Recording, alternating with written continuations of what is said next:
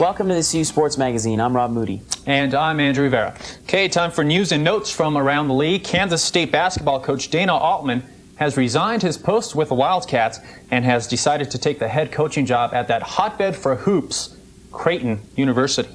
The Wildcats had a good season, but apparently not good enough. State made it to the Final Four. The Final Four of the NIT. They would eventually lose to Vanderbilt and then to Siena in the consolation game, capping off what's been a pretty dismal postseason for the Big Eight. No replacement for Altman has been announced. Back in Boulder, Coach Harrington has confirmed that CU point guard Kirk Williams is considering leaving the CU Buffaloes basketball team.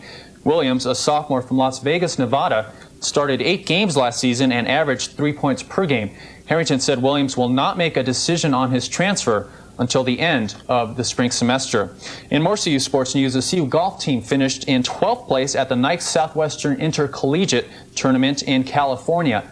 A decent finish, you say? Well, keep in mind there were only 12 teams in the tournament. Stanford won the tournament. Colorado finished 84 strokes behind the Cardinal. CU senior Bob Kalinowski finished a disappointing 51st place at the tourney. He returned from elbow surgery to shoot a 235, 22 shots over par. Kalinowski defends the Big Eight title he won last year in 3 weeks. Finally, the CU tennis team opens Big Eight play at home Saturday. The men, winners of 7 of their last 8 matches, play Kansas Saturday at 10 a.m. at the Kittredge Courts. The women, who are 11-6 in non-conference, play the 7th-ranked Kansas Jayhawks Saturday as well. Rob? Turning to club sports, the schedule for the weekend: men's baseball takes on Arapahoe Community College Friday, and then CSU Saturday at noon on Prentice Field. Men's rugby plays Wyoming Saturday at noon, that game on Farron Field. Women's hockey takes on Fort Collins 7:30 Friday night, and then plays Colorado College 7:30 Saturday night, both games at the CU Rec Center. Women's lacrosse plays a doubleheader Saturday starting at 9:30 a.m. at Franklin Field, and then men's lacrosse plays Trinity College out of Connecticut at 1 p.m. Saturday, also on Franklin Field. Women's rugby plays at 10 o'clock Saturday morning on Farron Field, and then the Speed Skating Club has a meet from 5 to 7 p.m. Saturday at the CU Rec Center. Andrew? Well, I think everyone's caught up on everything now. I think we've taken care of it. Okay, of course, we're on a little hiatus here for spring break. And over spring break, a disappointing loss for the women as they travel to Stanford in the NCAA tournament, and disappointing finish for them. Yeah, I was out at Stanford with them, and they played well, but they didn't play well enough. And a big factor out in Stanford was the crowd. And they also had to deal with a pair of twin towers inside, Anita Kaplan and Tara Harrington, and they dominated. So let's go out to Stanford and take a look at highlights from the game. First half, thanks to the play of their twin towers, Anita Kaplan and Tara Harrington. They proved to be too much inside for Colorado, as here Anita Kaplan gets the rebound and put back and is fouled as Lori Weathers gets her on the arm. And here it might not be pretty, but Kaplan again, a la Kareem Abdul-Jabbar, just too much for Colorado. And when Kaplan wasn't hitting, Harrington was wide open for the easy layups. I say easy layups even though here, once again, Harrington is wide open, and she can't do it, but there is her twin tower, Anita Kaplan. And here Harrington shows why she's trying out for the NHL. At the other end of the floor, Colorado couldn't do anything inside. Here Jamila Lang is triple teamed, and that was typical of the evening. Lori Weathers came off the bench for Colorado to score 8 points and play some darn good defense. She would keep Colorado close. Here, though, was something more typical of the first half. Reagan Scott hits the shot, but it doesn't count because she traveled. In the battle of the guards, Christy Hedgepeth with the nice pump fake. Shelly Sheets would answer right back, however, as she would drill this three-pointer from outside. It wasn't enough, however, as Tara Vanderveer took her Stanford Cardinal into the locker room with a 41-34 lead. So Stanford comes out of the locker room up by 7, and they decided to stop going inside and go outside. Christy Hedgepeth hits for 2. At the other end of the floor, Jamila Lang would finally get some good position. She goes inside, puts it up. It's good. She gets the foul. Here, though, she thinks she's going to be double-teamed like she has been all night. She travels.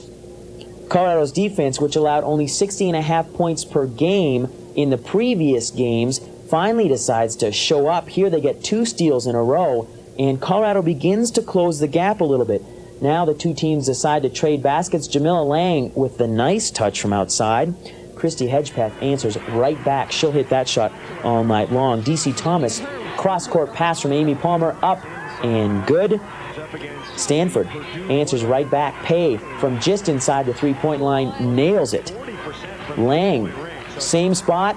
Oh, too short, but she's going to get the nice rebound, runs over the Stanford Cardinal and puts it in. At the other end of the floor, dish it back outside. Hello, wide open. Christy Hedgepeth hits again. Reagan Scott gets a nice turnaround jumper as Colorado begins to make a bit of a run. Lori Weathers gets a nice rebound and a nice putback. Colorado continues to close the gap. Then Jamila Lang is going to run over Anita Kaplan and hit for two. You can't see Shelly Sheets in that pile, but she's there, and here she comes. Colorado's going to run the floor there within three. She sees Scott underneath the basket. Good. Colorado is within one, the closest they've been since the opening minutes. Stanford's forced to take a timeout. Colorado returns and is in this ball game. Here, Reagan Scott puts it up after the timeout. Lori Weathers on the rebound again. It's good. Colorado leads 52-51. Stanford would answer right back. They'd go to Anita Kaplan once again, however, and she would prove to be too much for Colorado as the Buffs would lose and Stanford would get revenge for last year's loss. So Colorado goes into Stanford and they make that dramatic comeback in the second half, and they're up by 1 point. But then the crowd comes in and starts to pick up again. They had been silent as Colorado made that run, but they begin to pick up again, and that hurt Colorado big time. Stanford had 4 games on their home floor. We talked about that a couple weeks ago, the tournament selection committee giving Stanford a big break. True, but they ended up losing the fourth one. We can mention that a little bit later. They ended up losing to Purdue in the next round. But you talk about the crowd, that was really their 6th man on the bench. I mean, they really pulled them through when they were struggling. And the other key on the floor, anyway, was the size differential. Anita Kaplan, 6'5". CU's biggest players out there were 6'4". I think Reagan Scott was their biggest player. And even she couldn't match up very well with Anita Kaplan. Kaplan ends up scoring 29 points. And CU just had no one to stop her inside. Well, and we saw in the highlights when Anita Kaplan wasn't hitting, Tara Harrington was inside and could do it for them. And Jamila Lang did not get open inside in the lane. We saw in there in the highlights that she was triple teamed, and then oftentimes she just couldn't get open. She couldn't get away from Anita Kaplan.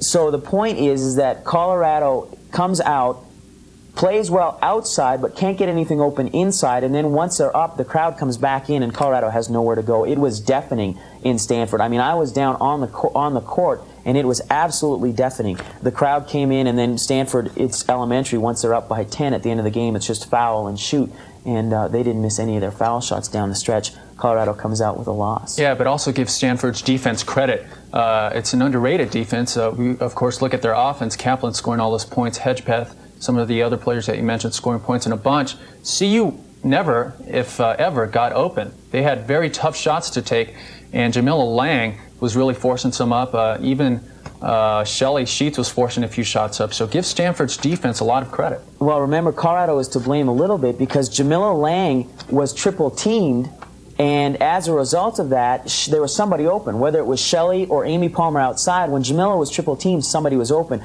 but she was so trapped underneath the basket, she couldn't find them. And so Colorado didn't have a chance to take any of those outside shots when Jamila was tripled up underneath the basket.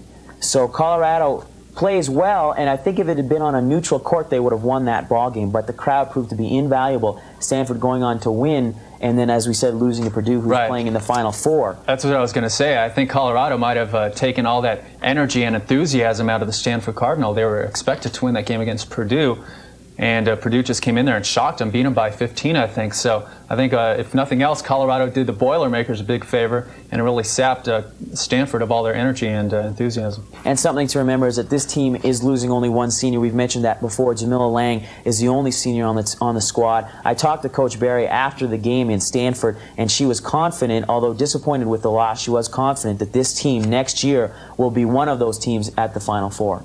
Okay. Time for our first break. We've got Rich Castro and Chad Wachs coming up next to talk about the Boulder Boulders. So stay with us here on the CU Sports Magazine.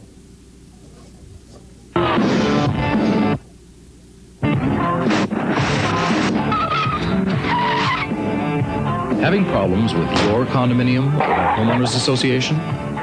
There is a simple solution. The Community Associations Institute, a non-profit organization, solves financial, personnel and maintenance problems for homeowners associations throughout the nation. For more information, call 799-1336 today. For future generations, our country is leaving behind our knowledge, our technologies, our values, and 190 million tons of garbage every year. Recycling alone just can't do it. Keep America Beautiful is an organization that can do something. We have solutions that have worked in cities and towns across the country. What can you do? More than you think. Call Keep America Beautiful for your free brochure and find out. Is a mighty spirit shining out. In Salisbury, Maryland, the hungry are being fed.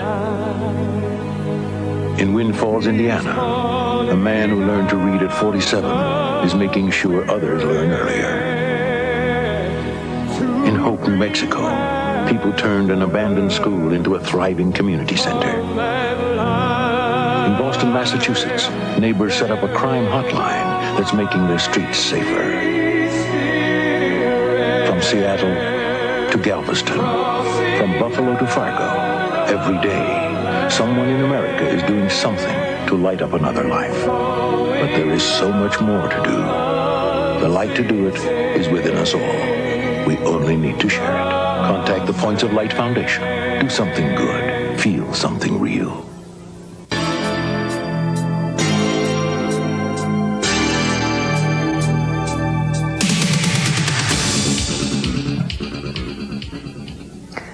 Welcome back to the CU Sports Magazine. I am Chad Walks, finally getting myself out of the control room and now onto the set itself. And joining me is Rich Castro, who is not only the intramurals coordinator at the University of Colorado, but also the elite runners coordinator for the Boulder Boulder, which is coming up. What are the exact dates of the Boulder Boulder? Well, Boulder Boulder is held on Memorial Day, so we kind of have a floating date, but it's the last Monday in May. So this year it falls on May 30th. Okay. If we can touch a little bit at first about the intramural program at CU, about how large is our program? Our program varies between 13,000 and 15,000 students each academic year. We have about 40 different activities. Obviously, not all those are huge. Currently, we have our hockey program going on. We have 126 teams this year. We have men's and women's basketball, softball. Those are our primary sports and more traditional activities, but we also have what people consider the offbeat sports like inner tube water basketball, ultimate frisbee, that type of thing. And we like to think that those offer a niche for the students here at CU. One of the new sports you just mentioned, the inner tube water basketball, I was able to play in that for a little bit this past spring. That's a new sport that you're now offering at IM. I don't remember having that in years past. No, this was our first semester. We're just trying to get into it and introduce students into some alternative activities. And in the same vein, probably next fall you'll see bicycle polo on campus, things like that. And the idea is that there are new activities out there, emerging sports, if you will, that students at CU are interested in. We'd like to make sure that they get an opportunity to participate. Who makes up the different sports that come out each semester? I remember when I was a kid, I used to make up all kinds of sports with my friends that we'd play in the front yard or whatnot. And who really goes into the planning behind these? It's primarily myself and my immediate staff, Carol Teamy. Our idea is to try and meet the recreational needs, assess some of the trends out there. We go to conferences, we listen to what students are telling us, and then we try and provide those opportunities. They need to be financially feasible. And at the same time, we have to have the facilities available, et cetera, because we want to make sure that we don't impact the entire campus and offer something that we can't really handle. Okay.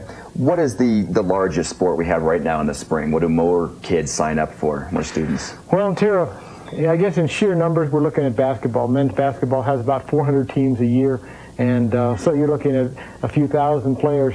Per capita-wise, I think hockey, we could certainly take in more hockey teams if we had the space, but we've only got one rink. Right, right.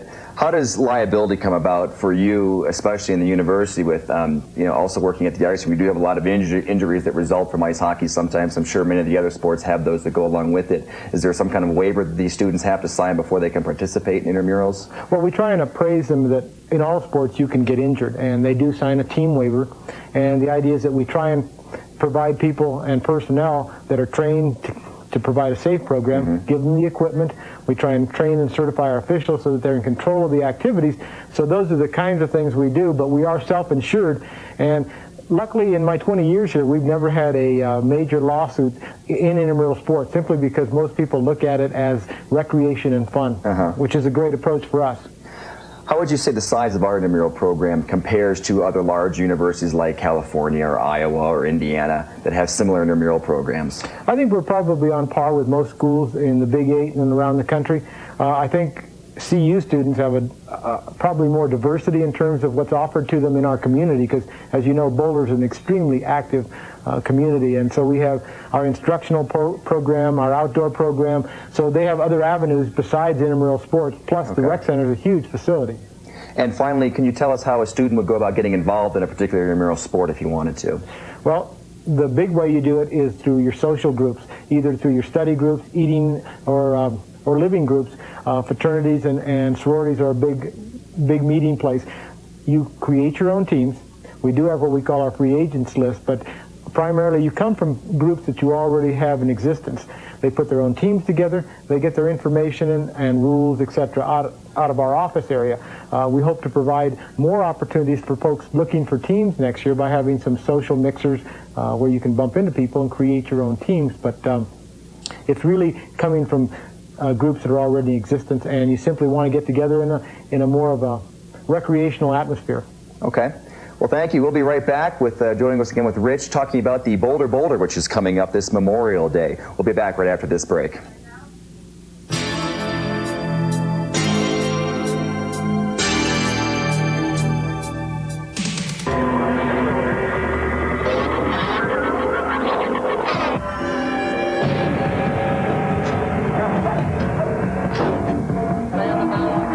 She is one of America's toughest drug enforcement agents.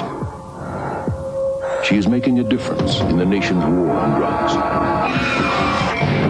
Last year, she helped convict 90 drug dealers, seize several tons of crack and marijuana, and close down 10 major drug operations in her area.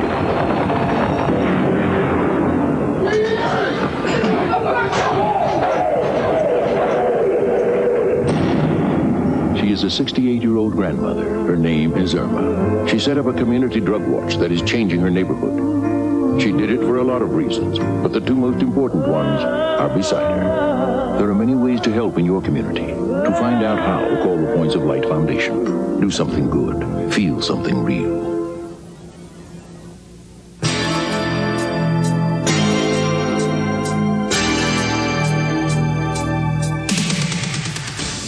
Welcome back to the CU Sports Magazine. I'm Chad Walks. With us again is Rich Castro. Let's talk now about the Boulder Boulder coming up this Memorial Day. Give us kind of a brief overview of the actual race itself, if you could. Well, it's one of the largest 10Ks in the country, first of all, and we're very proud of it here in Boulder because it draws an international field. We'll have runners from probably 24, 25 different countries this year, and it's traditionally a very, very tough field. But on the citizen side, we're estimating we'll have another 37,000 people hitting the streets of Boulder on May 30th. And it finishes right here in Folsom Field. And that's probably one of the most exciting venues to finish a race in. So it all starts at 30th and Iris near the Bank of Boulder. We have 46 different waves. And there's about 800 people going off in each wave. And so you can compete with sort of your own homogeneous group. And so it's kind of neat running the streets of Boulder, seeing the neighborhoods on foot, and having all your friends and neighbors cheer for you. And it's just a great event for the city of Boulder, I think. How many years has the Boulder Boulder been going on? This will be our 16th year. We celebrated our 15th anniversary last year. So it's an ongoing event that doesn't seem to stop wanting to grow. It keeps growing and getting different each year. We have new facets always arising, which is fun for me because I like working with events like this. Okay. What times are the different start times that we have for the race? We have a lot of different groups. We have the elite men's, we have the elite women's, we have a citizens group. There's a bunch of other different groups. If you can kind of go into those a little bit to go in between the citizens, which I guess anybody like myself could run in, versus the elite runners. Well, we do things a little bit differently than other races in the country. Most people put the best runners at the front of the race. Right. And then nobody gets to watch them because everybody else that's really interested in the event is behind them. We do things backwards. The citizens A wave goes off at 7:45, and then we go through the entire alphabet plus some double letters. For example, we do have double A, double B, right on through. But in any case, we start out with the fastest runners in the Citizens Division. This year we have the Colorado Cup to contest.